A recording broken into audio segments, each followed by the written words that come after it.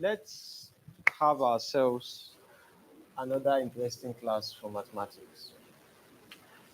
Our topic, as always, would be under differentiation.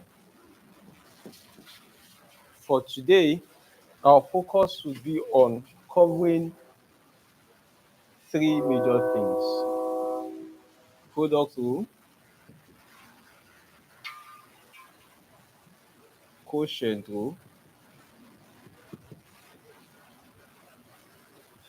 and then function of functions. So these are the three things that we will have to cover for today. Now, in doing this, we would revisit the basic ways in which we differentiate first, the meaning of differentiation, so that by the time we now start picking product rule, quotient rule, function of functions, it will make more sense. Now, how exactly do we differentiate? Let's say we have the general form y is equal to ax raised to power n. We call this general form, as we have said before, we call this the algebraic form. If this is the algebraic form, how then do we differentiate it? Differentiation simply talks about the change of y with respect to x. We say that y is what we call the dependent variable, and then x is what we call, that's this x, is what we call the independent variable. So sometimes when we write this in general form, we can see it written as y equal to f of x, right? To mean that y is a function of x, which means whatever y is going to be is because of x. So when we say dependent and independent, we are saying whatever the value of y is going to be is because of the value x has. So for instance, let's say we have 10 oranges and you want to share it between two brothers, and you know that you have to give the elder brother first before you give the younger brother. What it means is that the amount of oranges you give the older brother determines what the younger brother will get.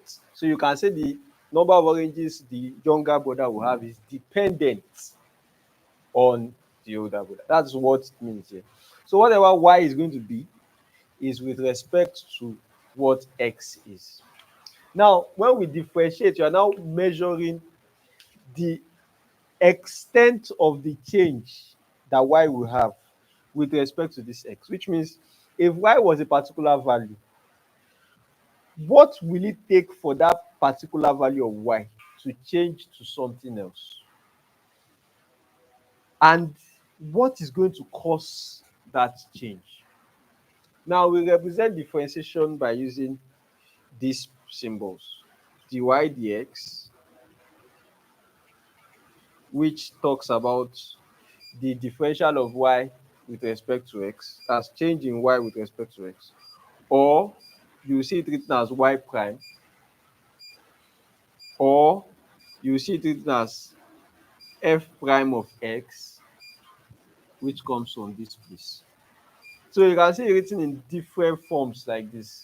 It still talks about differentiation. Now, what is the result? This is just symbols we can use. So what is the result?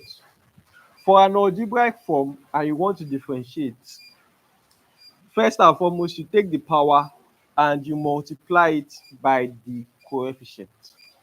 So you have n times a. Then you return the independent variable and then you subtract 1 from the power. That's all. So if you want to differentiate ax raised to power n, you take n, you multiply by a, and then you subtract 1 from the power. So your result is going to be n ax raised to power n minus 1. Let's take examples. Let's say y is equal to 3x squared. Then the differential of y with respect to x will be 2 times 3 x raised to power 2 minus 1. and that's going to give you what? 6x. Let's say you have y to be equal to 5 over 3 x raised to power 3. Then your differential is going to be 5 over 3 times 3 x raised to power 3 minus 1, which is going to give you what? 5x squared. Right?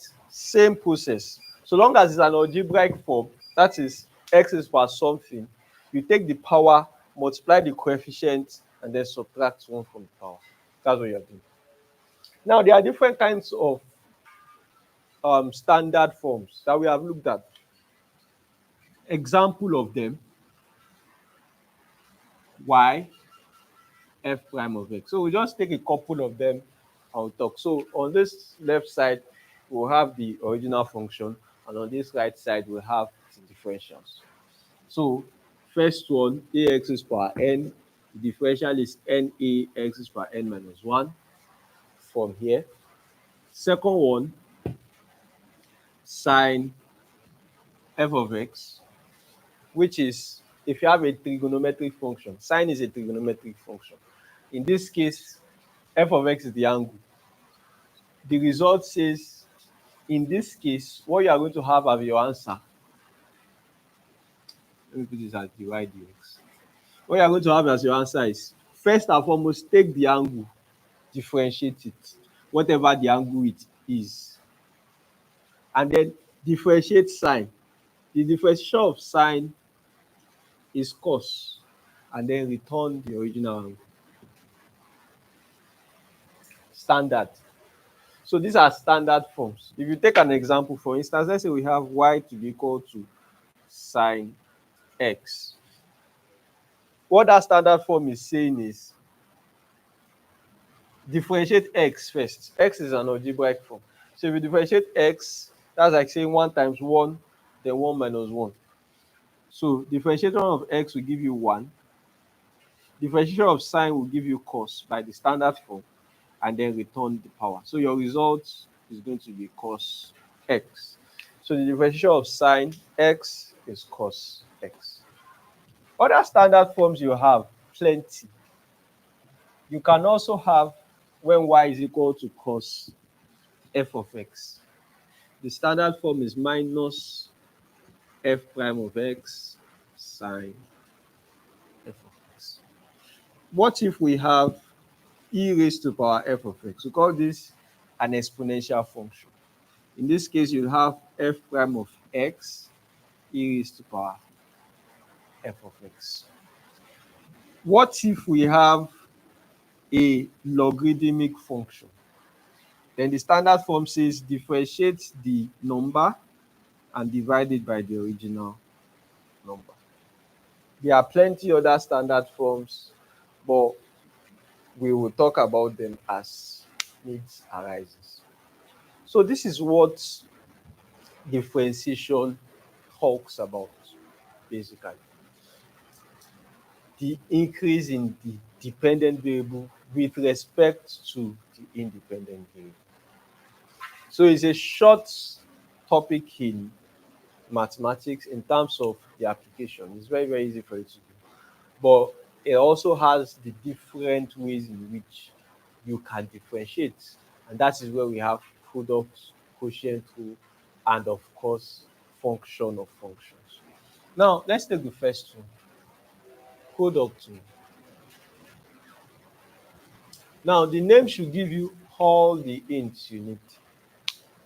When we say product rule, we are saying product, which is multiplication of 2 things, or 3 things, or 4 things, is multiplication. You say product, you are bringing or combining a lot of things together.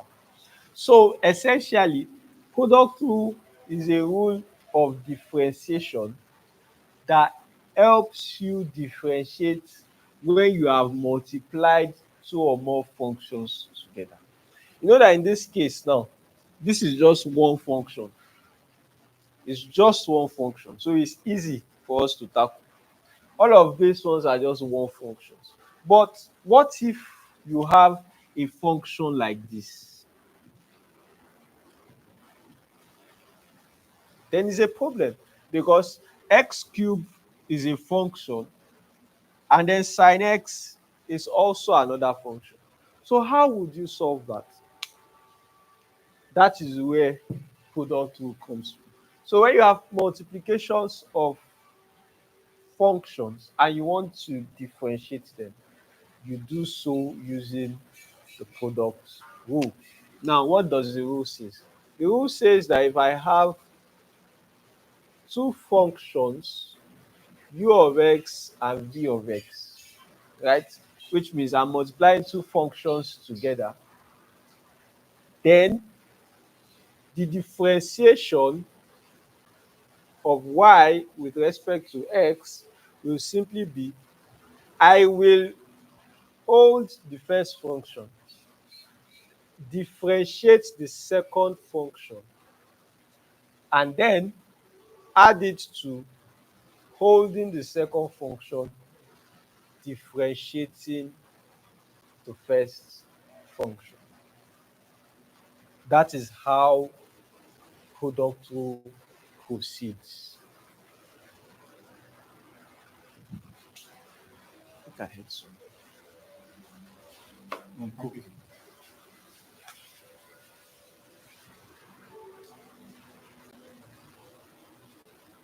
So this is the basic principle for product rule. If you have a multiplication of terms, hold the first term, differentiate the second one, plus hold the second term, differentiate the first term. That is how it's going to work. So for instance, let's say we want to solve this as an example, right? If we want to solve this one as an example, what do we do?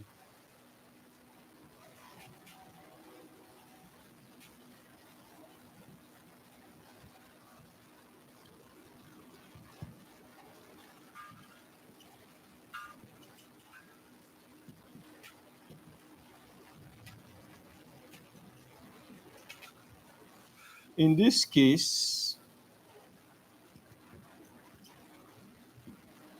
y is equal to x cubed sine x.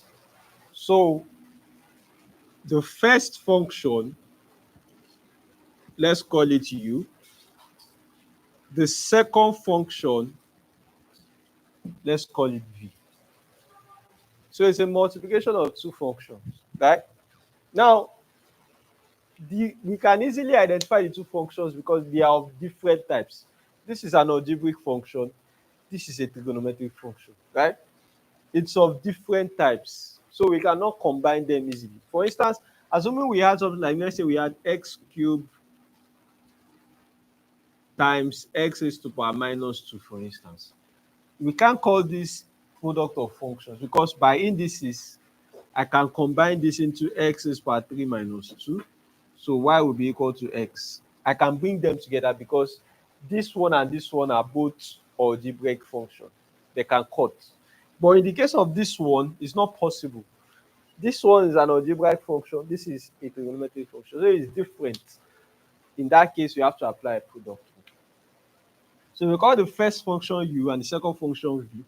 Let us differentiate the first function with respect to x, and we would have 3x squared. Just apply the standard, and then if you differentiate the second one, we'll have cos x. Again, just apply the standard. Now, we put it into the formula. So by product rule, we know that dy dx is going to be u dv dx plus v du dx. So it means that dy dx is simply going to be u x cube multiplied by dv dx cos x plus v sin x multiplied by du dx 3x squared. So dy dx is going to be x cube cos x plus 3x squared sine x. Pretty interesting. So this is how the product rule works. Essentially, it's just a case of pick the function, substitute into the formula, and you are good to go. Let's take another example.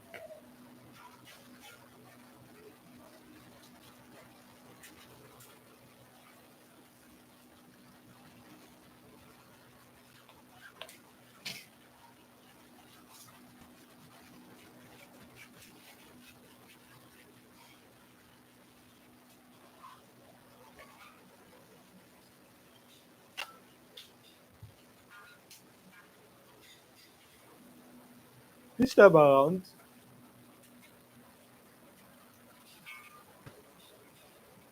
let us differentiate.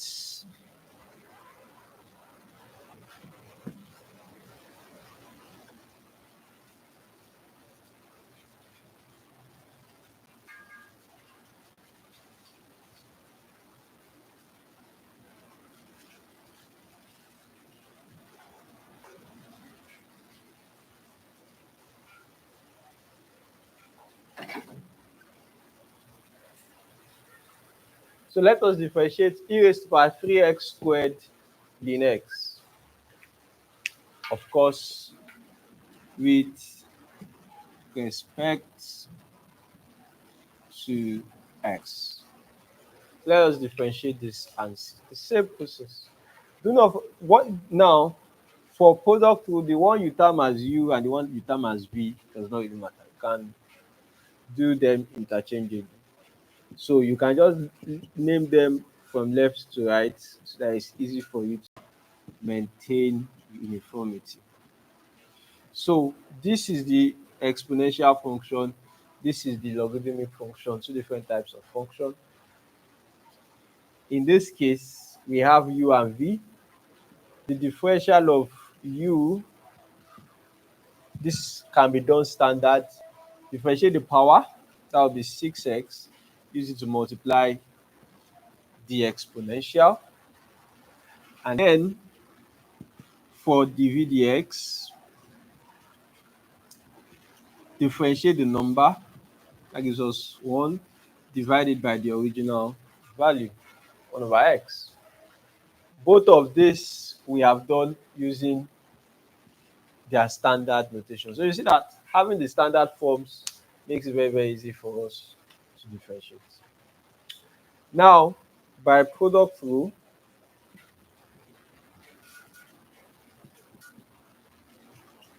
what do we have? Dy dx is equal to u dv dx plus v du dx. So here, it means that dy dx will simply be equal to u, which is e raised to power 3x squared dv dx 1 over x plus v ln x du dx 6x e raised to power 3x squared. And if you put all of this together, it means that you'll be having e raised to power 3x squared over x plus 6x e raised to power 3x squared ln x for our product. So this is essentially how the product rule for differentiation works.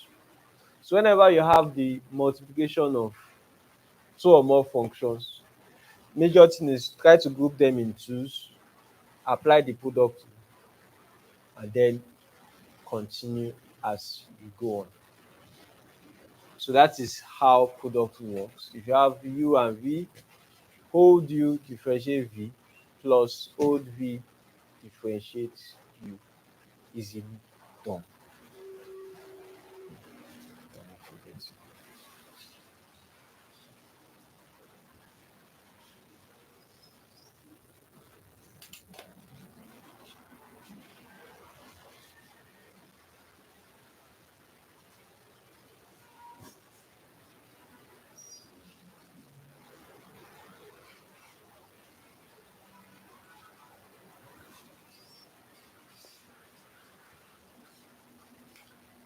So the next thing for us to do is let's check the second rule for differentiation, and that is talking about quotient. I hope this is this clear? Hmm? Okay.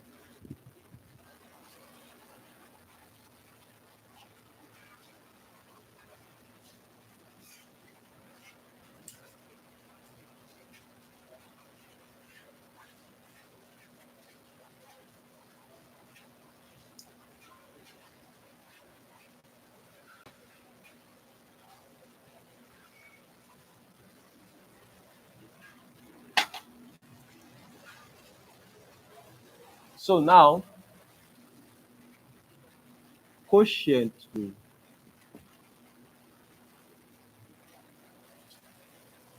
So for quotient rule, this time around we are talking about the division of two functions.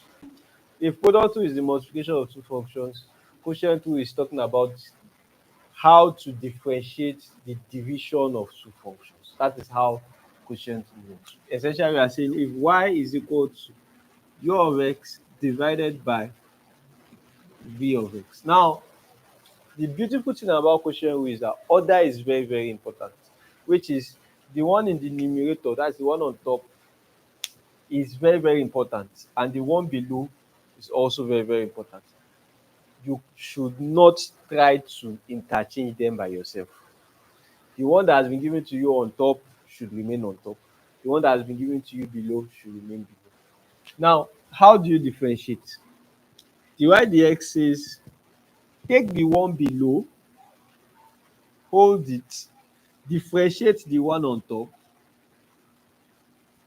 then minus, hold the one on top, differentiate the one below, and then divide everything by the square of the denominator. So you have v du dx minus u dv dx divided by v squared. That is quotient rule. Hold the bottom one, differentiate the top, minus hold the top, differentiate the bottom, and then divide by the square of the bottom. So let's take examples.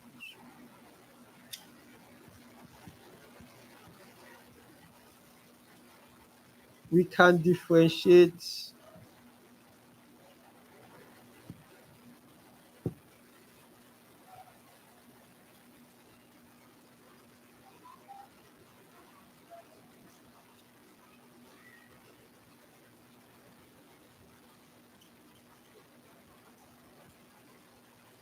let us differentiate e raised to power minus x ln x.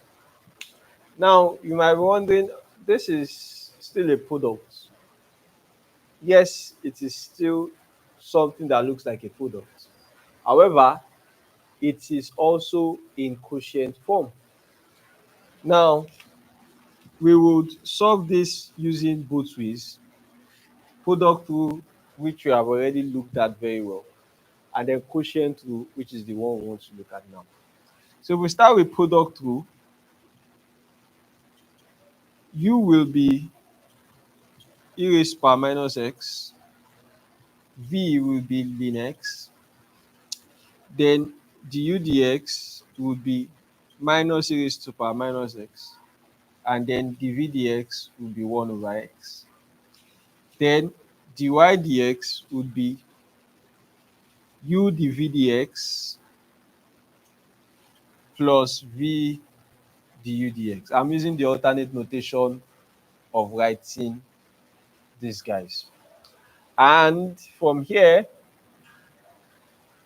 we will have e raised to power minus x multiplied by 1 over x plus ln x multiplied by minus e raised to power minus x.